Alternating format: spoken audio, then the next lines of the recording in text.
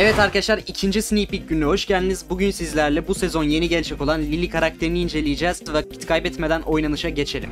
Evet, ilk olarak kupa hırsızları modunda Lily karakteri nasıl iş yapıyor şimdi göreceğiz arkadaşlar. İlk olarak tabii ki robotları kesip başlıyoruz. Kupaları elimizden geldiğince toplayacağız. Bu arada karakteri bilmiyorsanız arkadaşlar, karakter Fang gibi ateş ediyor ve ultisinde de bir karakterin arkasına ışınlanıyor.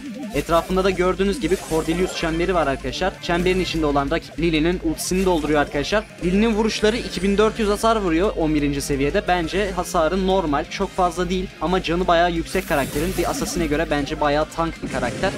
Ve gördüğünüz gibi ultisini kullandığı zaman karakterin arkasına ışınlanıyor ve karakteri hemen kesiyor arkadaşlar. Şu anda 6 kupa oldu ve Edgar'a bakalım nasıl iş yapıyor Lily. Edgar'ın karşısında şu an ultisini dolduruyor. Evet, ultiyi doldurduk hemen. Evet, Edgar'a bayağı vurduk şu anda. Öleceğiz. Dikkat. Şöyle ultiyi dolduralım. Edgar atladı. Şöyle ulti bastım. Tamam, çok güzel. Evet, Edgar'ı da bu şekilde kesebiliyor arkadaşlar. Karakter bayağı güçlü bence. Bayağı da zevkli bir karakter. Bu karakteri yeni güncellemede bayağı oynayacağız. Evet, şurada da bir tane Mortis var. Hemen Mortis'e şöyle vuralım arkadaşlar. Gördüğünüz gibi karakter bayağı vuruyor arkadaşlar ve bu şekilde kazandık. Şimdi bakalım elmas kapmacada nasıl iş yapıyor karakter. Elmas kapmacada çalılara girip oynamanızı tavsiye ediyorum. Yine assassin bir karakter olduğu için ortadan gitmemelisiniz arkadaşlar. Bence çalılardan oynamanız sizin için daha iyi olacaktır. Bu arada karakter alan hasarı da vuruyor arkadaşlar. Yani eğer önünüzde 2 tane falan rakip varsa ikisini aynı anda vurabiliyorsunuz Fang'in aksine. Ama karakterin canı bana bayağı fazla geldi ya. Hasarına göre bence çok fazla canı var arkadaşlar. Ama menzili çok kısa karakterin.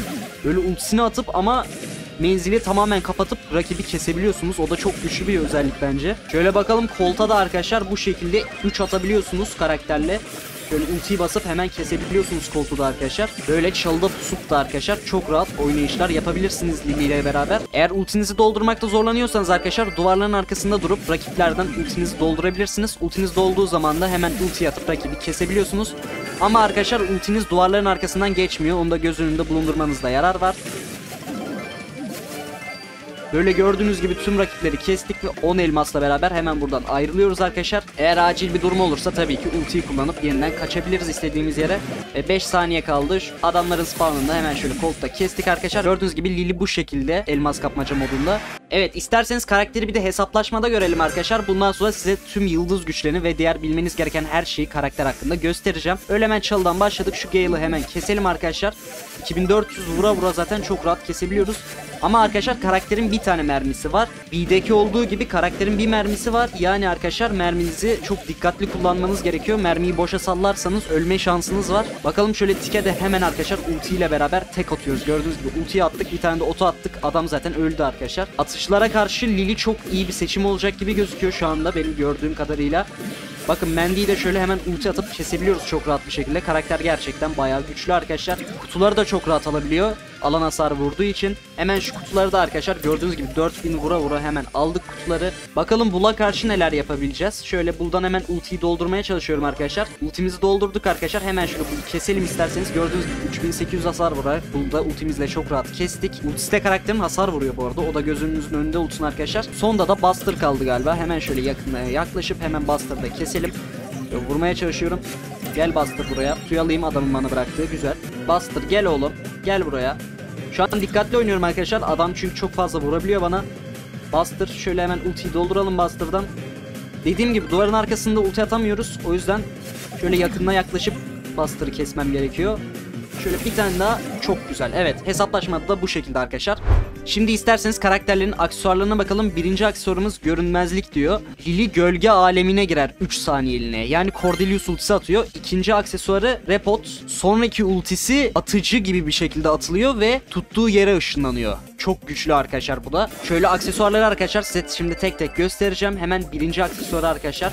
Şöyle rakibi ışınlandım. Şimdi gördüğünüz gibi arkadaşlar canım çok azaldığı için hemen aksesuarı basıyorum ve gördüğünüz gibi arkadaşlar rakiplerden gizlenerek hemen kaçabiliyorum. Çok güçlü. Bu özellikle ödül avı modunda çok güçlü olacak arkadaşlar. Eğer ölüyorsanız direkt aksesuara basıp bu şekilde kaçabiliyorsunuz arkadaşlar. İkinci aksesuarın kullanım alanı da arkadaşlar duvarların arkasından gitmek için bu şekilde atabilirsiniz ve gördüğünüz gibi düştüğü yere ışınlandık arkadaşlar.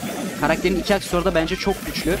Şöyle bir tane daha kullanım alanını görebiliriz. İkinci aksesuarın hemen aksesuara basıp bu şekilde arkadaşlar atlıyorum duvarın arkasından ve rakipleri bu şekilde gördüğünüz gibi kesiyorum arkadaşlar. Ve arkadaşlar şöyle kasalarına hemen ışınlanabiliyorum. Şimdi isterseniz yıldız güçlerine bakalım arkadaşlar. Birinci yıldız gücümüz dikenli. Lili bir rakibe ışınlandığında sonraki otomatik saldırısı 1200 daha fazla hasar vuruyor. İkinci yıldız gücü ise arkadaşlar Vigilance. Eğer bir rakip Lili'nin alanındaysa, ulti doldurma alanındaysa Lili %15 hareket hızı kazanıyor arkadaşlar. Bunları hemen size oyun içinde gösteriyorum. Gördüğünüz gibi rakibe ışınlandım ve 3600 hasar vurdum arkadaşlar. Yani kombonuzla 5600 hasar vurabiliyorsun. Şöyle bir tane daha kullanım alanını görebiliriz arkadaşlar. Şuradan hemen Surge'e ışınlanıyorum ve gördüğünüz gibi 3600 Surge'ü bu şekilde kesiyorum. Karakterin ikinci yıldız gücü de arkadaşlar. Hemen alanıma bir tane rakip girdiği zaman gördüğünüz gibi %15 hareket hızı kazanıyorum ve rakibe hemen yaklaşıp rakibi bu şekilde arkadaşlar kesiyorum. Lili karakterinin ustalık yolu da arkadaşlar bu şekilde. Ustalık 1'e ulaştığınızda 1000 altın, 2'ye ulaştığınızda 150 güç puanı, 3'e ulaştığınızda 100 kredi, gümüş 1'e ulaştığınızda 300 güç puanı, gümüş 2'de 2000 güç puanı, gümüş 3'te 200 kredi ve altın 1'de şu rozeti, altın 2'de bu profil ikonunu ve altın 3'te de arkadaşlar arkacı ünvanını alıyorsunuz. Arkacı ünvanı gayet güzel bence. Karakterin açılış animasyonu da bu şekilde arkadaşlar. Karakterin kazanma animasyonu bu şekilde. Ve karakterin kaybetme animasyonu da bu şekilde arkadaşlar. Ayrıca Lili çıktığı zaman 1000 mücevher 29 elmaslık Çilek Lili isimli bir kostümle çıkacak arkadaşlar. Kostümü açıp oyun içinde de arkadaşlar size hemen göstereyim. Açılış animasyonu bu şekilde. Ve kostümün oyun içindeki görünüşü de arkadaşlar bu şekilde. Ultisi böyle. Otomatik saldırısı bu şekilde. Şöyle arkadaşlar gördüğünüz gibi otomatik saldırı animasyonunu görebilirsiniz. Şöyle bir tane daha süper atalım görmeniz için. Kostümün kazanma animasyonu bu şekilde arkadaşlar. Ve kaybetme animasyonu da bu şekilde. Karakterin seviye 11'deki istatistikleri de bu şekilde arkadaşlar. Detaylı bilgiyi Discord sunucuma atacağım. Discord sunucuma katılıp bunları okuyabilirsiniz Türkçe hallerini arkadaşlar. Bugünün sneak peek videosu da bu kadar arkadaşlar. Yarının sneak peek videosunda görüşmek üzere. Sizlere Draco'yu tanıtacağım. Sneak peek videosunda görüşürüz arkadaşlar.